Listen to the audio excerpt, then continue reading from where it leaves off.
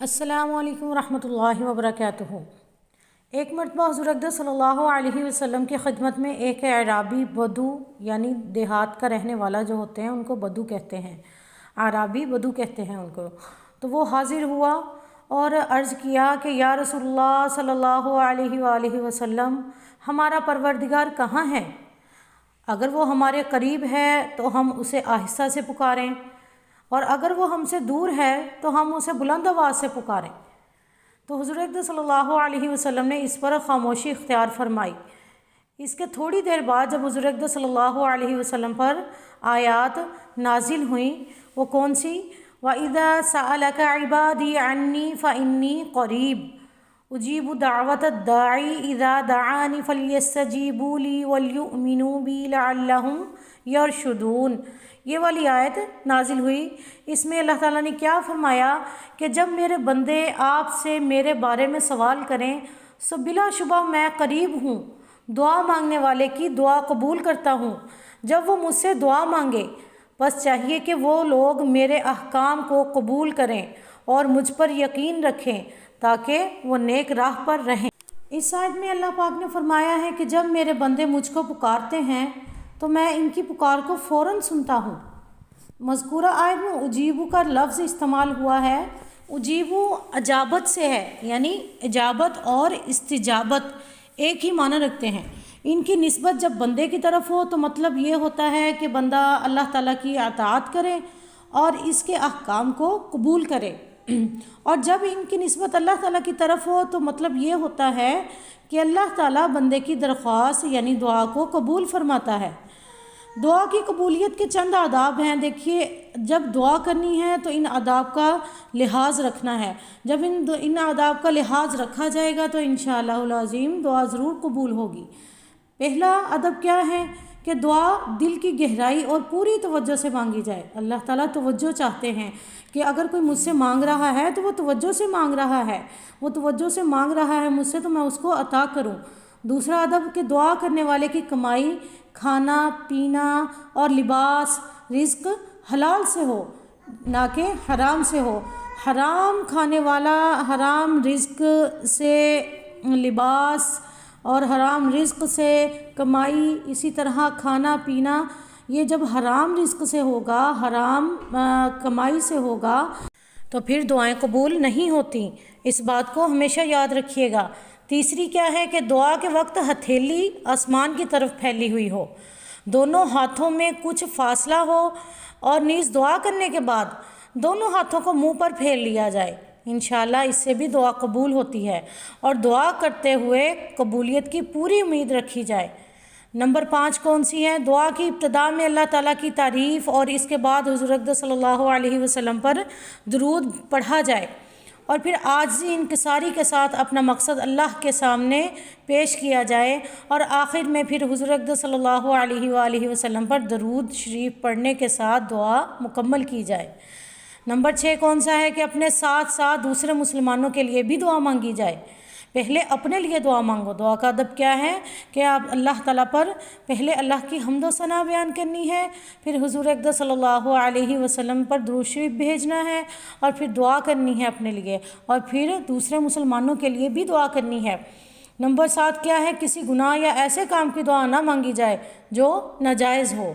نبی کریم صلی اللہ علیہ وسلم کے روضہ اقدس کے پاس یعنی مطاف طواف گاہ میں ملتزم کے پاس، ٹھیک ہے، آپ صلی اللہ علیہ وسلم کے روضہ اقدس کے پاس، پھر دوسرا یہ دعا کے مقبولیت کے مقامات میں آپ کو بتا رہی ہوں کہ دعا کن کن مقام پہ قبول ہوتی ہے۔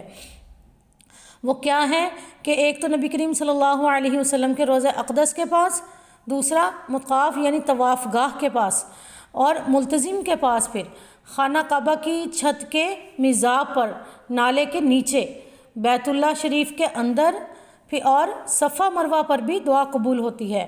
مقام ابراہیم کے پاس بھی دعا قبول ہوتی ہے۔ بیت اللہ کے اندر دعا مانگی جائے وہ بھی دعا قبول ہوتی ہے۔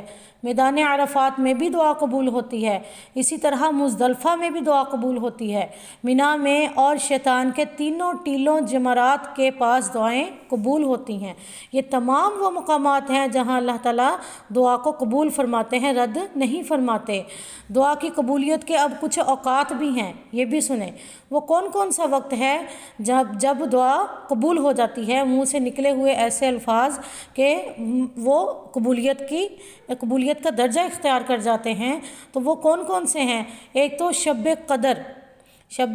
قدر کا وقت جو ہے وہ دعا کی قبولیت کا وقت ہے۔ پھر عرفہ کا دن جو ہے وہ قبولیت کا وقت ہے۔ پھر رمضان المبارک کا مہینہ، یہ بھی قبولیت کا وقت ہے۔ اور رات کا آخری تہائی حصہ جب تہجد کا وقت ہوتا ہے وہ بھی قبولیت کا وقت ہوتا ہے۔ اس وقت اللہ تعالیٰ آخری آسمان پہ، 7ویں آسمان پہ اللہ پاک آئے ہوئے ہوتے ہیں اور اللہ تعالیٰ ندا کرتے ہیں، ندا دیتے ہیں کہ اے میرے بندے، ہے کوئی مجھ سے دعا مانگنے والا، ہے کوئی مجھ سے اپنی حاجات کو قبول کروانے والا؟ الغرض اس وقت جو دعا مانگی جائے اللہ تعالیٰ اس کو ضرور قبول فرماتے ہیں۔ پھر جمعہ کے دن امام کے خطبے کے لیے ممبر پر بیٹھنے سے لے کر سلام پھیرنے تک اس دوران جو دعا مانگی جائے اللہ وہ بھی قبول فرماتے ہیں، اور عصر سے مغرب کے درمیانی اوقات میں دعائیں قبول ہوتی ہیں۔ ٹھیک ہے، یہ وہ اوقات ہیں جن میں اللہ تعالیٰ دعا کو قبول فرماتے ہیں۔ اب دعا کی قبولیت کے کچھ حالات بھی ہیں، وہ کون سے ہیں یہ بھی سن لیجئے۔ یہ انشاءاللہ العظیم آپ کی دعاؤں کی قبولیت کے لیے بہت ہی فائدہ مند ثابت ہوں گے۔ نمبر 1 کون سا ہے کہ اذان اور تکبیر کے درمیان دعا قبول ہوتی ہے۔ اذان اور تکبیر کے درمیان دعا قبول ہوتی ہے۔ اسی طرح اللہ کی راہ میں جہاد کرتے ہوئے صفیں باندھنے کی حالت میں اس وقت جو دعا کی جائے وہ بھی اللہ قبول فرماتے ہیں۔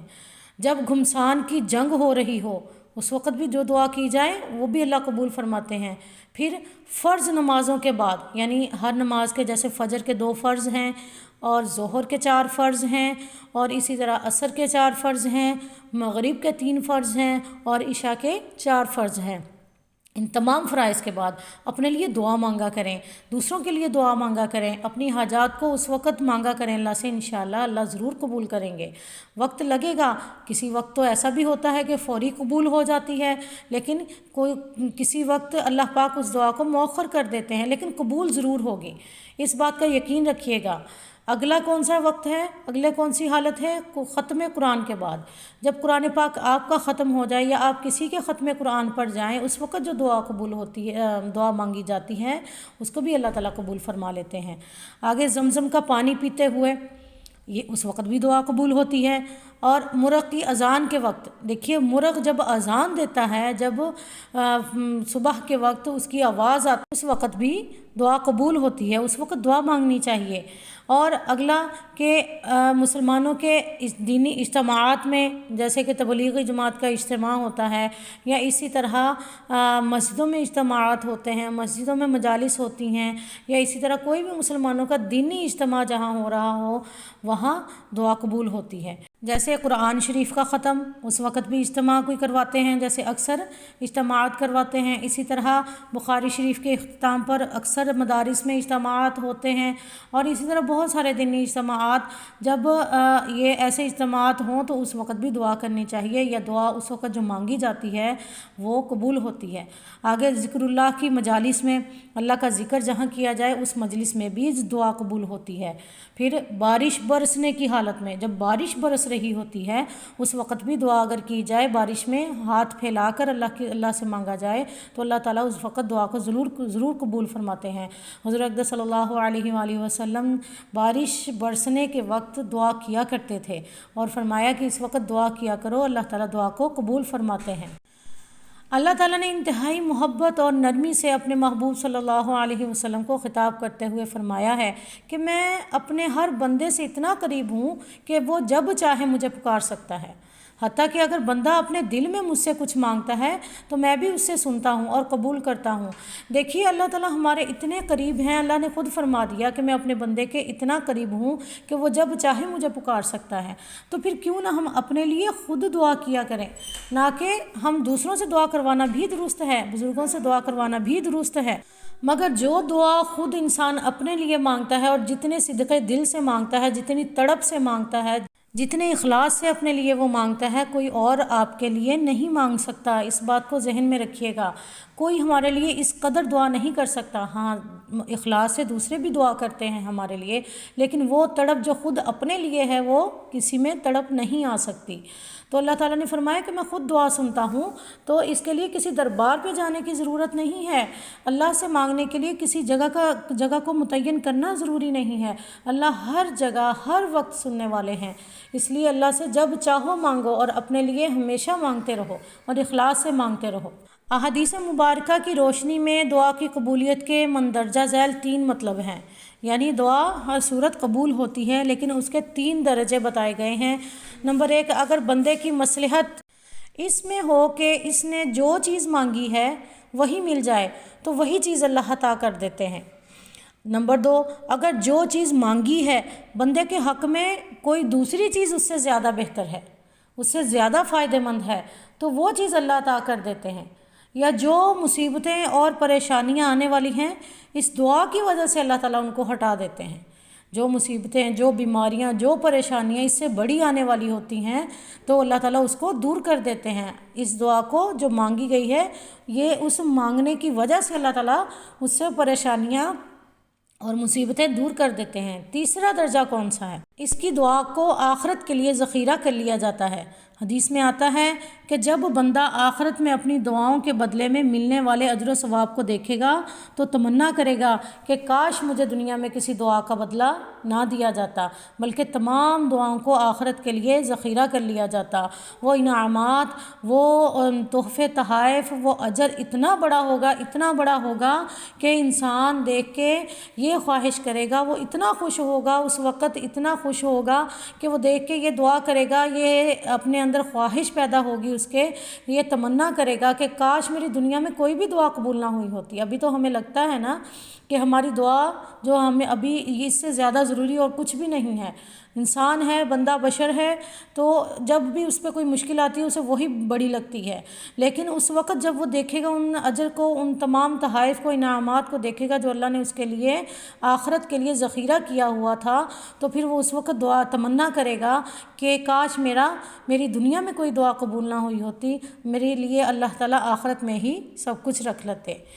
تو یہ سنن ترمذی کی حدیث ہے۔ وآخر دعوانا ان الحمد للہ رب العالمین۔